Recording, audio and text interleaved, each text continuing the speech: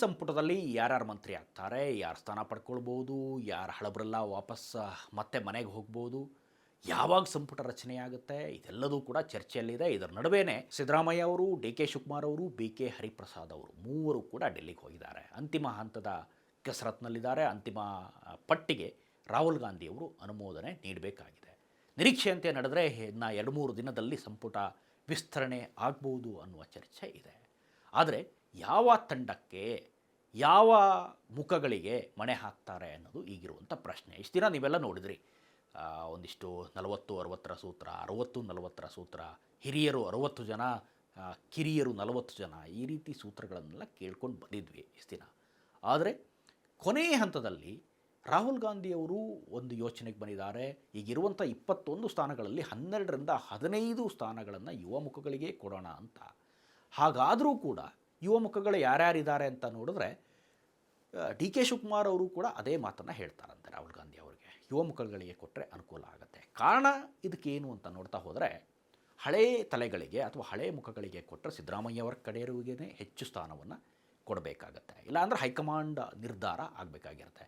ಈಗ H K Patil ಇರ್ಬೋದು, R V Deshpande ಇರ್ಬೋದು, ದಿನೇಶ್ ಗುಂಡೂರಾವ್ ಇರ್ಬೋದು, ಇವರೆಲ್ಲರೂ ಕೂಡ ಈಗ ಎಚ್ ಸಿ ಮಹದೇವಪ್ಪ ಇರ್ಬೋದು, ವೆಂಕಟೇಶ್ ಇರ್ಬೋದು, ನಮ್ಮ ಅಬಕಾರಿ ಮಂತ್ರಿಗಳಿರ್ಬೋದು, ರಹೀಮ್ ಖಾನ್ ಇರ್ಬೋದು, ಇವರೆಲ್ಲರೂ ಕೂಡ ಹಳೇ ಮುಖಗಳೇ ಮಂತ್ರಿ ಆಗಿರುವಂಥವ್ರು. ಅವರಿಗೆ ಈಗ ಸದ್ಯಕ್ಕೆ ಸ್ಥಾನ ಸಿಕ್ಕಿಲ್ಲ.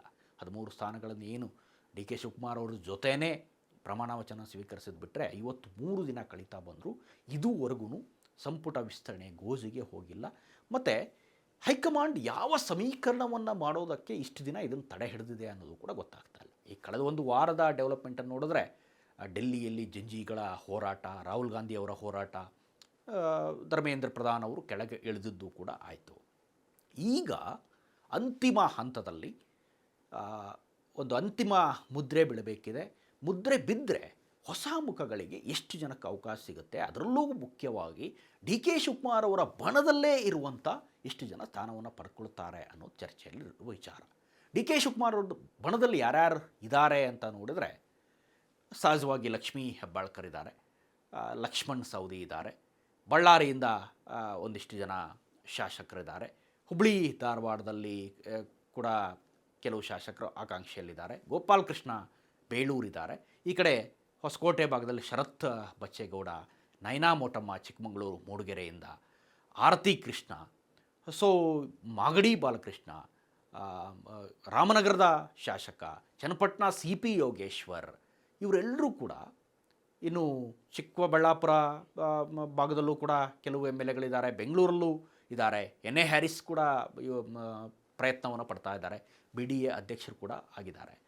ಸೊ ಶಿವಗಂಗಾ ಬಸವರಾಜ್ ಚಿತ್ರದುರ್ಗದಿಂದ ಭಾರಿ ಪೈಪೋಟಿ ಇಲ್ಲಿದ್ದಾರೆ. ಟಿ ಕೆ ಬಣಕ್ಕೇನೆ ಕೊಟ್ಟರೆ ಯುವ ಮುಖಗಳಿಗೆ ಸ್ವಲ್ಪ ಜಾಸ್ತಿ ಸ್ಥಾನ ಸಿಗ್ಬೋದು ಅಂತ. ಇನ್ನು ತುಮಕೂರಿನಿಂದ ನೋಡಿದ್ರೆ ಗುಬ್ಬಿ ವಾಸು ಕೂಡ, ಅವರು ಕೂಡ ಡಿ ಕೆ ಬಣದಲ್ಲೇ ಇತ್ತೀಚೆಗೆ ಗುರುತಿಸ್ಕೊಳ್ತಾ ಇದ್ದಾರೆ. ಕುಣಿಗಲ್ಲಿಂದ ರಂಗನಾಥ್ ಕೂಡ ಆಕಾಂಕ್ಷಿಯಾಗಿದ್ದಾರೆ. ಇವರೆಲ್ಲರೂ ಕೂಡ ಹೊಸ ಮುಖಗಳು. ಆದರೆ ಹೊಸ ಮುಖಗಳು ಅಂತಂದರೆ ನೀವು ಫಸ್ಟ್ ಟರ್ಮ್ ಎಮ್ ಎಲ್ ಎಗಳಿಗೆ ಆದವ್ರಿಗೇ ಮಂತ್ರಿ ಸ್ಥಾನ ಕೊಟ್ಬಿಡ್ತಾರೋ, ಅಥವಾ ಹೊಸ ಮುಖಗಳು ಅಂದರೆ 2 ಥರನೂ ಆಗುತ್ತೆ. ನಿಮಗಿಲ್ಲಿ 2-3 ಬಾರಿ ಗೆದ್ದಿರ್ಬೋದು, ಇಲ್ಲಿವರೆಗೂ ಮಂತ್ರಿ ಆಗದೇ ಇರ್ಬೋದು. ಸಪೋಸ್ ಅದಕ್ಕೆ ಉದಾಹರಣೆ ಗೋಪಾಲ್ ಕೃಷ್ಣ ಬೇಳೂರು ಇರ್ಬೋದು. ಸೊ ಈ ರೀತಿ ಹೊಸ ಮುಖಗಳಿಗೆ ಮಣೆ ಹಾಕಿಬಿಡ್ತಾರೋ, ಅಥವಾ ಏನು ಮತ್ತೆ R V Deshpande, H K Patil ಇಂಥವ್ರಿಗೆ ಮಣೆ ಹಾಕ್ತಾರೋ ಅನ್ನೋ ಪ್ರಶ್ನೆ ಅಥವಾ ಚರ್ಚೆ ಈಗೆದ್ದಿದೆ. ಶಿವಗಂಗಾ ಬಸವರಾಜ್ ವಿಚಾರದಲ್ಲಿ ನೋಡಿದ್ರೆ, ಶಿವಗಂಗಾ ಬಸವರಾಜ್ ಯಾವಾಗಲೂ ಕೂಡ ಡಿ ಕೆ ಬೆನ್ನಿಗೆ ನಿಲ್ತಕ್ಕಂಥ ಶಾಸಕ. ಹಾಗೆಯೇ ರಾಮನಗರ ಎಮ್ ಎಲ್ ಎ ಕೂಡ ಅದೇ ಗುಂಪಿಗೆ ಸೇರ್ತಾರೆ. ಇನ್ನು ಕುಣಿಗಲ್ ರಂಗನಾಥ್ ಕೂಡ ಹೇಳಿ ಕೇಳಿ ಡಿ ಕೆ ಅವರ ಆಪ್ತ, ಇನ್ನೊಂದು ಸಂಬಂಧಿ ಕೂಡ ಹೌದು. ಸೊ ದುಡ್ಡಿನ ವಿಚಾರದಲ್ಲಿ ನೋಡಿದ್ರೆ ಶಿವಗಂಗಾ ಬಸವರಾಜ್ ಫೈನಾನ್ಷಿಯಲಿ ಸ್ವಲ್ಪ ಸ್ಟ್ರಾಂಗ್ ಇದ್ದಾರೆ. ಸೊ ಇಲ್ಲಿ 2-3 ಥರದ ಕೋಟಾಗಳಲ್ಲಿ ನಡೆಯುತ್ತೆ ಅನ್ನೋದನ್ನು ಕೂಡ ರಾಜಕೀಯ ವಲಯದಲ್ಲಿ ವಿಶ್ಲೇಷಕರು ಆಗಾಗ ಮಾತಾಡ್ತಾ ಇರ್ತಾರೆ. ಒಂದು ಹೈಕಮಾಂಡ್ ಸೂಚನೆಯಂತೆ, ಇನ್ನೊಂದು ಹಣ ಇದ್ದವರು ಕೂಡ ಕೆಲವು ಪೇಮೆಂಟ್ ಸೀಟ್ಗಳು ಕೂಡ ಅಂತ ಇರ್ತಾವಂತೆ ರಾಜಕೀಯದಲ್ಲಿ. ಆ ಪೇಮೆಂಟ್ ಸೀಟ್ ಯಾರಾಗುತ್ತೆ ಅಂತ ಗೊತ್ತಿಲ್ಲ. ಇನ್ನು ಕೆಲವ್ರನ್ನ ಅನಿವಾರ್ಯತೆ, ಕೃಷ್ಣ ಬೈರೇಗೌಡರ ಥರದವ್ರನ್ನ ಅವ್ರನ್ನ ಮಂತ್ರಿ ಮಾಡಲೇಬೇಕು. ಅವ್ರನ್ನ ಮಂತ್ರಿ ಮಾಡಿಲ್ಲ ಅಂತಂದರೆ ಸರ್ಕಾರಕ್ಕೇ ಲಾಸ್, ಆ ಸರ್ಕಾರಕ್ಕೆ ಅಥವಾ ಆ ಪಕ್ಷಕ್ಕೆ ಲಾಸ್. ಯಾಕೆಂದರೆ ಈಗ 53 ದಿನಗಳ ಕಳೆದ್ರೆ ಎಷ್ಟು ದಿನ ಲಾಸ್ ಆಯಿತು ಅನ್ನೋದನ್ನು ನೀವು ನೋಡಿದ್ರಿ. 53 ದಿನಕ್ಕೂ ಮಂತ್ರಿ ಮಾಡೋಕ್ಕಾಗಿಲ್ಲ ಅಂತಂದರೆ ಇಷ್ಟು ಡಿಲೇ ಮಾಡಬಾರ್ದು. ಈಗ ಕೃಷ್ಣ ಬೈರೇಗೌಡರ ವಿಚಾರದಲ್ಲಿ ನೋಡಿದ್ರೆ, ಬೆಂಗಳೂರು ಡೆವಲಪ್ಮೆಂಟ್ ವಿಚಾರದಲ್ಲಿ ನೋಡಿದ್ರೆ, ಕೃಷ್ಣ ಬೈರೇಗೌಡ ಅವರು ಎಷ್ಟು ಕೆಲಸವನ್ನು ಮಾಡಿದ್ದಾರೆ. ಕಳೆದ ಒಂದೂವರೆ ತಿಂಗಳಲ್ಲಿ ಬೆಂಗಳೂರಿಗೆ ಏನೇನು ಆಗಬೇಕು ಅದೆಲ್ಲ ಕೆಲಸಕ್ಕೂ ಚಾಲನೆ ನೀಡಿದ್ದಾರೆ. ಇನ್ನೇನೇ ಕೆಲಸಗಳು ಆಗಬೇಕು ಅವನ್ನೂ ಕೂಡ ಲಿಸ್ಟ್ ಮಾಡಿಕೊಂಡಿದ್ದಾರೆ. ಈಗ ಅವ್ರ ವಿಚಾರದಲ್ಲೇ ಬರೋದಾದರೆ, ಒತ್ತುವರಿ ತೆರವಾಯಿತು, ಅಪಾರ್ಟ್ಮೆಂಟ್ಗಳು ಎಲ್ಲೆಲ್ಲಿ ವಾಲಿದಾವೆ ಅವುಗಳು ತೆರವಾಯಿತು, ವಾಹನ ತೆರವಾಯಿತು. ಸೊ ವಾಹನಗಳ ಟೋಯಿಂಗ್ ಆಯಿತು, ಕಸದ ಮುಕ್ತ ಬೆಂಗಳೂರು ಮಾಡಬೇಕು ಅಂತ ಮಾಡಿದರು. ಅದಾದಮೇಲೆ ಈ ಖಾಸಗಿ ಬಸ್ಗಳ ಒಂದು ಎಲ್ಲೆಲ್ಲಿ ನಿಲುಗಡೆ ಆಗಬೇಕು ಅವು ಕೂಡ ಟ್ರಾಫಿಕ್ಕನ್ನು ಉಂಟು ಮಾಡ್ತಾ ಇದ್ದಾವೆ, ಅವಕ್ಕೂ ಕೂಡ ಸರಿಯಾದ ನಿಯಮವನ್ನು ತರಬೇಕು ಅಂತ ಪ್ರಯತ್ನವನ್ನು ಪಡ್ತಾ ಇದ್ದಾರೆ. ಅಪಾರ್ಟ್ಮೆಂಟ್ಗಳು ಎಲ್ಲೆಲ್ಲಿ ಒತ್ತುವರಿ ಆಗಿದೆ ಅವನು ಒತ್ತುವರಿ ತೆರವು ಮಾಡ್ತೀವಿ ಅಂತ ಹೇಳಿದ್ದಾರೆ. ಇಷ್ಟು ದಿನದಲ್ಲಿ ಬೇರೆ ಎಮ್ ಎಲ್ ಎಗಳು ಇಷ್ಟು ಕೆಲಸವನ್ನು ಮಾಡ್ಬೋದಿತ್ತು. ಮುಖ್ಯಮಂತ್ರಿಗಳೇ ಹೋಗಿ ಎಲ್ಲ ಕಡೆ ಬರಹ ಅಧ್ಯಯನ ಮಾಡುವ ಅಗತ್ಯ ಇಲ್ಲ. ಅಲ್ಲಿನ ಮಂತ್ರಿ, ಅಲ್ಲಿನ ಸ್ಥಳೀಯ ಆಡಳಿತ, ಅಲ್ಲಿನ ಜಿಲ್ಲಾಡಳಿತ ಇವರಿಗೂ ಕೂಡ ಬೇಕಾದಷ್ಟು ಅಧಿಕಾರ ಇದೆ ಮಾಡೋದಕ್ಕೆ. ಸೊ ಆದರೂ ಕೂಡ ಹೈಕಮಾಂಡ್ ಇಷ್ಟು ದಿನ ಯಾಕೆ ಒಲವು ತೋರಿಲ್ಲ ಅನ್ನೋದು ಈಗಿರುವಂಥ ಪ್ರಶ್ನೆ. ಶಿವಗಂಗಾ ಬಸವರಾಜ್ ಮುಖ್ಯಮಂತ್ರಿಗಳು ಮಾಡಿದರೆ ನಾನು ಅವ್ರ ಅಕ್ಕಪಕ್ಕ ಇರ್ತೀನಿ, ಮುಖ್ಯಮಂತ್ರಿಗಳು ಸ್ಥಾನವನ್ನು ಕೊಟ್ಟರೆ ನಾನು ಪಡೆಯೋಕ್ಕೆ ಸಿದ್ಧ, ನಾನು ಆ ಗೇಮನ್ನು ನಡೆಸೋಕ್ಕೆ ಸಿದ್ಧ ಅಂತ ಹೇಳ್ತಾರೆ. ಯಾವಾಗಲೂ ಕೂಡ ಸಿದ್ದರಾಮಯ್ಯ ಅವರು ಇದ್ದಂಥ ಸಂದರ್ಭದಲ್ಲೂ ಕೂಡ ಡಿ ಕೆ ಅವರ ಜೊತೆ ಗಟ್ಟಿಯಾಗಿ ನಿಂತವರು ಅಂತಂದರೆ ಒಂದು 2-3-4 ಎಮ್ ಎಲ್ ಎಗಳಷ್ಟೇ. ಸೊ ಅದರ ಲಿಸ್ಟಲ್ಲಿ ಶಿವಗಂಗಾ ಬಸವರಾಜ್ ಸೇರ್ತಾರೆ. ಒಂದು ವೇಳೆ ಯುವಕರಿಗೆ ಹೆಚ್ಚಿನ ರೀತಿಯಲ್ಲಿ ಮಣೆ ಹಾಕಿದ್ದಾದರೆ, ರಾಹುಲ್ ಗಾಂಧಿಯವರ ನಿಯಮದಂತೆಯೇ ಯುವ ಸಮುದಾಯವನ್ನು ಬೆಳೆಸಬೇಕು ಅಂತ ಆಗಿದ್ದರೆ ಶಿವಗಂಗಾ ಬಸವರಾಜ್ ಅವರಿಗೂ ಕೂಡ ಸ್ಥಾನ ಸಿಗಬಹುದು ಅನ್ನೋ ಚರ್ಚೆ ಈಗಿದೆ ಸದ್ಯಕ್ಕೆ. ಆದರೆ ಹೊಸ ಮುಖಗಳು ಮತ್ತು ಫಸ್ಟ್ ಟರ್ಮ್ ಎಮ್ ಎಲ್ ಎಗಳು, ಅಂದರೆ ಮೊದಲ ಬಾರಿ ಗೆದ್ದಂಥ ಎಮ್ ಎಲ್ ಎಗಳು, ಇದರಲ್ಲಿ ಡಿಫ್ರೆನ್ಸ್ ಇದೆ. ಈಗ 2-3 ಬಾರಿ ಗೆದ್ದಂಥವರು ಭಾಳಷ್ಟು ಮಂದಿ ಇದ್ದಾರೆ. ಆದರೆ ಈಗ ಸದ್ಯಕ್ಕಿರುವಂಥ ಮಾಹಿತಿ ಪ್ರಕಾರ ಅದೇನೇ ಹೊಸ ಮುಖಗಳನ್ನು ತರಬೇಕು ಅನ್ನೋ ಪ್ರಯತ್ನ ಇದ್ದರೂ ಕೂಡ ಹೊಸ ಮುಖಗಳನ್ನು ತರೋದಾದರೆ ನೀವು ಕೊಡಗುವಿಂದ ಎಸ್ ಪೊನ್ನಣ್ಣ ಮಾತ್ರ ಸಿದ್ದರಾಮಯ್ಯ ಅವರ ಟರ್ಮಲ್ಲೇ ಭಾಳ ಪ್ರಬಲ ಕಂಟೆಸ್ಟೆಂಟ್ ಆಗಿದ್ದರು, ಪ್ರಬಲ ಆಕಾಂಕ್ಷಿ ಆಗಿದ್ದರು. ಸೊ ಈಗಲೂ ಈಗ ಕೃಷ್ಣ ಬೈರೇಗೌಡರ ರೀತಿಯೇ ಸರ್ಕಾರ ಗಟ್ಟಿಯಾಗಿರಬೇಕು ಅಂತಂದ್ರೆ ಅಂಥ ಮುಖಗಳನ್ನು ತರಬೇಕು.